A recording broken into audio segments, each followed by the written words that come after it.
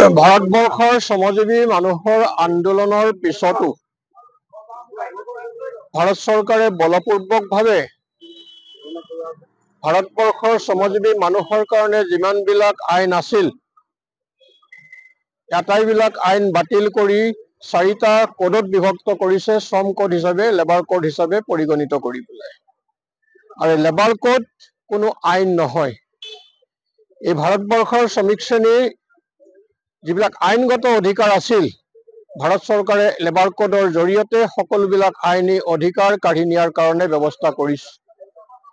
যাৰ ফলত আজি শ্ৰমিক শ্ৰেণীৰ মজুৰি বৃদ্ধিৰ ক্ষেত্ৰত, শ্ৰমিক শ্ৰেণীৰ প্ৰভিডেণ্ট ফাণ্ডৰ ক্ষেত্ৰত, শ্ৰমিক শ্ৰেণীৰ গ্ৰেচুইটিৰ ক্ষেত্ৰত, অন্যান্য শ্ৰমিক শ্ৰেণীৰ চাকৰি নিৰাপত্তাৰ ক্ষেত্ৰত আজি বিপদ ঘণ্টা বাজিছে।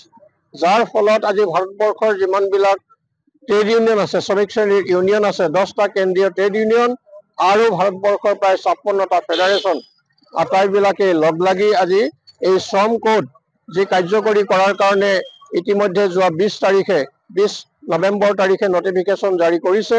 তাৰ প্ৰতিবাদত আন্দোলনৰ কাৰ্যসূচী গ্ৰহণ কৰিছে। তাৰে অংশ হিচাপে আমি অসমৰ এই দুলীয়াজানৰ মটৰ ৱৰ্কাৰ্ছ ইউনিয়নৰ নেতৃত্বত এই আন্দোলনৰ কাৰ্যসূচী আমি কৰিছোঁ।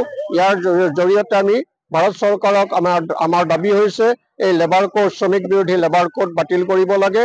কাৰণ এই লেবাৰ কোডৰ জৰিয়তে আমাৰ কোনো লাভৱান নহয়। শ্ৰমিক শ্ৰেণীয়ে সকলোবিলাক আইনগত অধিকাৰ হেৰুৱাব লাগিব।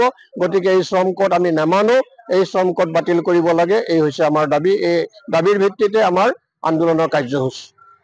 যিকোনো খবৰৰ বাবে যোগাযোগ কৰক 7099017330 লগতে 7099017110 নম্বৰত।